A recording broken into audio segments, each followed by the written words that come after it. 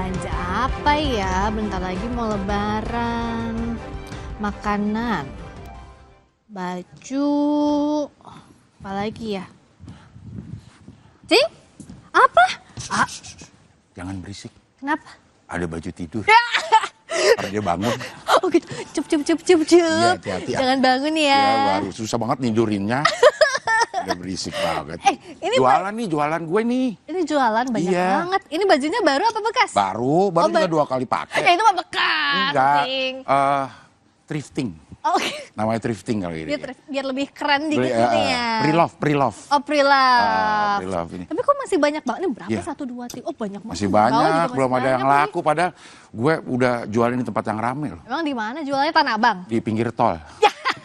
Rame, tapi gimana berhentinya? Iya, gimana ya mau lebaran kok bingung deh. Padahal mau lebaran tapi kenapa orang jadi jarang belanja ya? Atau cara jualannya yang salah gimana? Tolong kasih ide dong. Tapi kayaknya nih Cing, kalau jualannya harusnya online. Kan zaman sekarang orang lihat IG, TikTok, apalah itu semua lewat online. Makanya jualan Endorse. Ya endorse boleh. Tapi gratis semua segini. Jangan, apa mau dijual. Iya. Tapi ngomong-ngomong ya Cing soal ini ya, soal belanja nih. Tadi aku tuh baca nih dari artikelnya. Masyarakat Indonesia kan biasanya mau lebaran belanja yang banyak. Ya. Tapi kalau dari laporan harian Kompas menyebutkan datanya ini tingkat konsumsi atau belanja masyarakat jelang lebaran dari tahun ke tahun ini terus menurun malahan. Atau karena THR belum turun nih?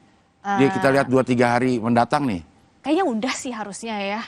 Suka nggak kalau THR turun? Kenapa emang? Jangan dong naik ya. Naik harusnya ya. Harusnya naik. Kita lihat dulu nih liputannya.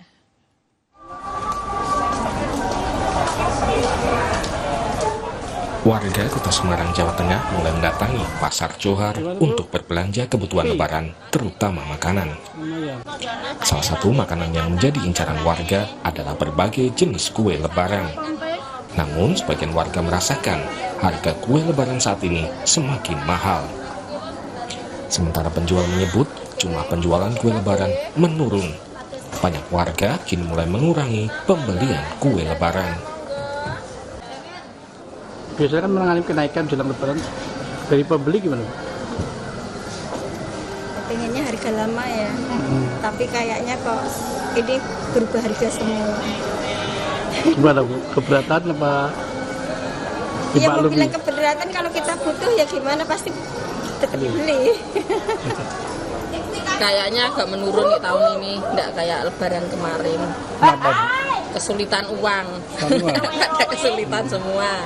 Jadi belinya jajan sedikit-sedikit. Dikit-dikit? Ya, Kalau ya berkurang. bentuk ini Bu, sudah Apa? kemasan kayak gini? Ya, nanti dengar kan kalau rame itu minggu besok ya. Tapi kalau pembelian mengalami penurunan ya? Ya, pembeli tiap hari ada, cuma pengurangan yang biasanya beli 2 kilo, 3 kilo, manis setengah kilo, 1 kilo. Sementara untuk baju lebaran, sebagian warga mengaku kini tidak setiap lebaran mereka membeli pakaian baru. Bu, kalau setiap tahun memang beli atau gimana Bu untuk lebaran? Ya beli sih biasanya, Setiap tahun ya? jarang beli biasanya. Pokoknya memang agendakan kalau tiap tahun beli gitu ya? Ya kalau ada dananya. Tapi gimana? Rutin nggak biasanya? Enggak sih, enggak rutin, enggak harus setiap lebaran. Biasanya ya Kenapa Bu? ya mau lihat dananya ya. Dananya itu tadi ya? Laporan jurnalisme data harian Kompas awal pekan ini menyebutkan dalam 5 tahun terakhir belanja warga jelang lebaran terus menurun. Rata-rata proporsi belanja warga jelang lebaran semakin kecil dibandingkan dengan proporsi belanja konsumsi selama setahun. Bahkan proporsi belanja jelang lebaran tahun 2024 menjadi yang terendah dalam 5 tahun terakhir. Rata-rata proporsi konsumsi jelang lebaran tahun 2024 lalu berada di angka 73,4%. Lebih kecil dari proporsi belanja setahun yang berada di angka 73,8%. Tahun sebelumnya, rata-rata konsumsi jelang lebaran berada di atas angka 74%. Pengamat ekonomi menilai penurunan tingkat konsumsi masyarakat akhir-akhir ini dipengaruhi oleh jumlah masyarakat kelas menengah yang juga terus menyusut. Data BPS menyebut di tahun 2019, jumlah kelas menengah di Indonesia mencapai 57,33 juta. Di tahun 2024, jumlahnya menyusut menjadi 47,85 juta. Terjadi penurunan konsumsi ketika Ramadan dari tahun ke tahun. Ini bisa kita bilang dipengaruhi oleh salah satunya adalah dari kelas menengah kita yang memang secara jumlah menyusut, yang menyebabkan konsumsi kelas menengah kita itu semakin rendah pula. Padahal kalau kita lihat, kelas menengah inilah yang menjadi penopang dari konsumsi kita. Jika konsumsi rumah tangga terus menurun, banyak pihak khawatir pertumbuhan ekonomi Indonesia juga ikut melambat. Pemerintah perlu segera menyikapi fenomena ini dengan memberi berbagai stimulus yang bisa mendorong konsumsi kelas menengah. Tim Liputan, Kompas TV. Kalau kita lihat saudara, laporan jurnalisme data harian Kompas bahwa belanja warga jelang lebaran dalam 5 tahun terakhir ini terus menurun. Nah, ini apalagi kan momen lebaran yang diharapkan perputaran ekonomi tetap bertumbuh. Kita akan bahas bagaimana dari sisi datanya, lalu pelaku usaha agar tetap push daya beli masyarakat dan juga perputaran ekonomi ini tetap baik. Kita akan bahas bersama dengan Wakil Ketua Umum Aprindo, Jimmy Gani, lalu ada salah satu pengusaha kue Cimehong, dan Wakil Kepala Desk Investigasi dan Jurnalisme Data Harian Kompas, Putri Rosalina. Selamat malam. Selamat malam. Selamat malam. Juga Putri. Kita mulai dari data dulu kali Ya. ya. Boleh Mbak Putri dijabarkan sebenarnya datanya kayak gimana sih dari tahun ke tahun? Oke, kita lihat pertama itu dari survei konsumen Bank Indonesia ya. Jadi kita lihat 5 tahun ke belakang itu ternyata proporsi belanja jelang lebaran, yang jelang lebaran itu kita ngambil 3 bulan sebelum lebaran, itu proporsinya jauh lebih rendah dibandingkan proporsi setahun, dibandingkan proporsi pengeluaran dalam setahun gitu. Nah, itu yang pertama. Kemudian yang kita lihat kedua itu dari pengeluaran konsumsi rumah tangga dalam struktur produk domestik bruto. Itu kan kebetulan kalau lebaran 5 tahun ini kan di triwulan 2 ya. Itu juga pertumbuhannya cenderung menurun gitu. Dan mungkin paling tajam di 2023-2024. Kemudian yang ketiga, kami juga lihat ini dari penjualan retail. Ini mungkin wakil dari Pak Jimmy ya, pengeluaran retail 9. Kami lihat dari laporan keuangan 9 per retail, itu mungkin ada Hero, Mapa, Mapi gitu, kemudian MBA. Nah, itu tidak ada yang tumbuh menguat.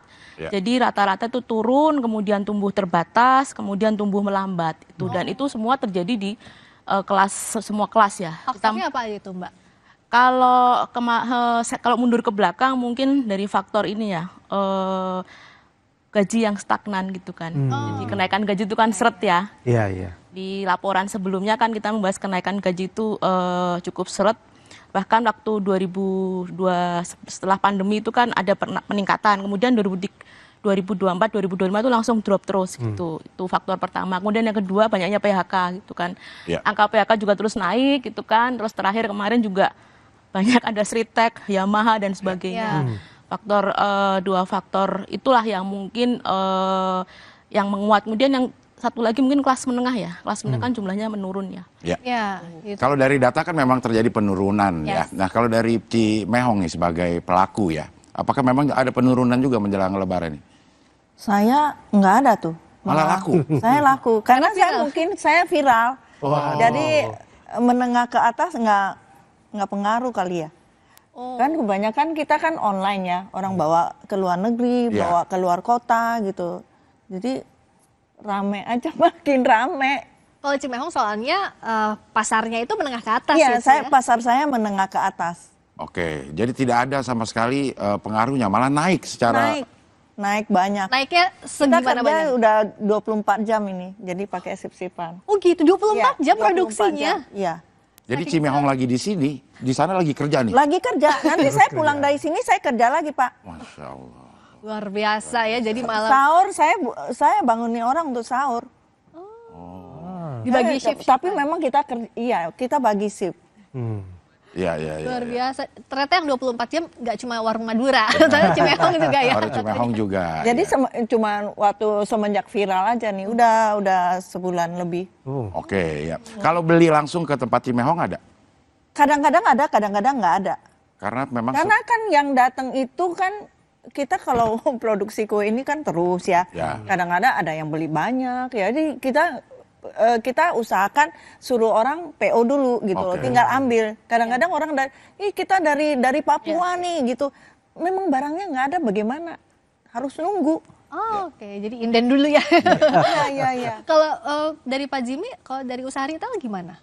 Tadi udah dijelaskan oleh Mbak Putri ya, mengenai 9 yang kebetulan memang TBK itu kan. Iya, betul. Tapi sebetulnya kalau kita lihat memang ada beberapa faktor. Antara lain tadi memang ada penurunan daya beli itu no doubt ya, karena ada PHK, kemudian juga kondisi ekonomi juga, tekanan ekonomi bagi berbagai rumah tangga juga tentunya tidak mudah gitu untuk dihadapi. Tapi juga kita ngelihat sebetulnya, contoh saya kebetulan juga aktif di TikTok. Di TikTok tuh ramainya luar biasa. Nah jadi kita juga lihat beberapa segmen tentunya. Kalau bicara mengenai department store, baju, kemudian aksesoris dan lain-lain, mungkin ada orang nahan gitu ya, kan ada efisiensi rumah tangga juga. Jadi ngerem belanja gitu ya. Makanan malah naik. Makanan naik karena memang bulan Ramadan ini kan penuh berkah, jadi beli segala macam gitu kan. Jadi justru kita ngelihat masih ada konsumsi untuk makanan, misalnya buah gitu kan nggak mungkin belinya online gitu. Mereka pasti belinya mau feel and touch dulu, baru kemudian mereka beli gitu. Jadi atau mungkin ada pengaruhnya dari pergeseran kebiasaan atau budaya ya. Betul. Misalnya dulu parcel hanya di hari raya. Sekarang di setiap hari selalu ada hampers yang dikirim buat kolega-kolega. Tapi kalau dibilang turun, kemungkinan turun juga Pak. Karena harga telur 2 minggu yang lalu harganya tinggi. Sekarang malah turun. Makin hari makin turun. Jauh nggak sih? Penurunannya jauh? Jauh. Yang bisa lebih sehari turun 500. Oh iya? Iya. Yang lebih hebat lagi ini cabai. Jadi kebetulan Pak Menteri Perdagangan datang berkunjung ke TikTok hari Jumat lalu ya, Jumat sebelumnya. Itu pas hari sebelumnya kita masih jual itu 150 ribuan per kilo. Tapi kemudian pada saat Pak Menteri, nggak tahu apakah karena Pak Menteri datang gitu ya, tapi harganya itu udah di bawah 100 ribu, 90 ribuan. Hari ini 80 ribu. Sekarang 80 ribu. Rawit merah itu 80 ribu. Kalau yang lain turun. Iya, padahal kan konsumsinya kan tinggi ya kalau kita pikir ya. Iya benar. Turun. Atau kita perbanyak menteri kayak gitu aja, jadi gampang turun. Nah, sebenarnya kalau dari Cimehong nih strateginya selain tadi online jualannya, lebih ke apa sih yang banyak orang tertarik? Apakah ke kemasannya atau rasanya gitu? Kalau yang suka produknya mungkin karena penasaran, karena viral kali ya. Jadi penasaran dulu ya? Iya penasaran. Penasaran karena Cuman viral. kita memang kalau saya kan sekarang lebih jualan, saya update di sosial media. Jadi pengaruh juga mungkin saat ini kan sosial media ya. Apapun yang Cimehong posting itu kayak view-nya banyak terus ya. Jadi orang penasaran sama produknya. Penasaran sama ini. Dan itu ada konsumen yang berulang nggak? Kadang-kadang kan kalau orang penasaran sekali beli aja selesai. Nah kalau itu ada loyal customer nggak? Repeat order tuh. Banyak repeat order. Ya, yang tadinya nggak tahu. Oh ini ternyata kayak kue Bika Ambon kita ya. Kalau mereka cobain rasa Bika Ambon yang di tempat lain mungkin tadinya kan nggak suka terlalu manis. Tapi karena saya bilang barang saya gluten free. Terus tidak terlalu manis. Jadi yang orang-orang tua itu ya mau coba, habis itu cocok mereka. Jadi pada repeat order. Iya, jadi ada pembedanya juga ya. Karena kualitas kita kan beda sama orang lain. Mungkin Bika Ambon kita ya biasa, tapi kita tambahin biar lebih enak, lebih itu kita tambahin butter khusus yang mahal gitu itu ya, loh, yang paling mehong gitu. Iya, yang paling mehong, makanya Cimehong nih. Kalau Pak Jimmy, apa sih sebenarnya yang dicari kalau dari industri retail itu? Apakah lebih ke harga ya kalau retail kayak? Ya harga tentunya berpengaruh ya. Tapi sekarang yang menarik nih kalau saya dengar dari Cimehong ya, ada fenomena baru gitu. Kebetulan teman-teman dari TikTok juga kemarin diundang sama Wardah. Jadi mereka bikin studio dan mereka go online, mungkin nggak 24 jam ya, tapi itu studionya banyak, kemudian jualannya tuh online itu masif. Dan jualannya itu lakunya tuh bukan 1-2 unit, tapi bisa jutaan. Sehari itu, tiap hari. Itu ada promonya nggak sih Pak sebetulnya? Promonya itu pada saat itu. Jadi kan digital ini kan sekarang jadi media ya untuk bisa menjual. Kemudian sekarang kan bisa langsung gitu. Atau maksudnya promo ada diskon kah, ada paket-paket bundling kah? Kayak gitu, iya, itu kan makanya itu ya. kreativitas sama inovasi juga sangat penting. Sehingga nggak bisa kita mengandalkan cara-cara yang lama ya. Artinya kalau kita misalnya business as usual, caranya sama aja, hanya mengandalkan diskon saja, ya agak susah. Walaupun juga kita dorong nih dari asosiasi. Contohnya kita dorong misalnya ada program Friday Mubarak. Jadi Friday berkah kan, setiap hari Jumat kita menganjurkan para peritel itu bisa memberikan diskon lebih. Sehingga kita lihat tuh, makanya Pak Menteri datangnya hari Jumat ke TikTok minggu lalu ya. Karena beliau ingin ngelihat bagaimana, dan betul memang ada dampaknya gitu. Iya, jadi ada momen-momen tertentu juga yang dimanfaatkan. Tapi ngomong-ngomong ya, kalau tadi kan kita bicara soal strateginya banyaknya online sekarang.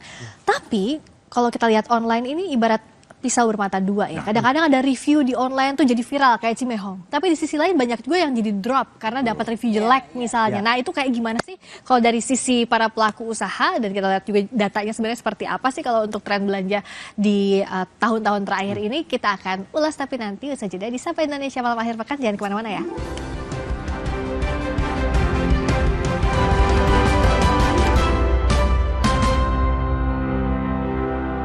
Aku tahu dan sering melihat galon cuci ulang disimpan di tempat yang sangat kotor. Walaupun dicuci ulang, jujur aku takut. Apakah benar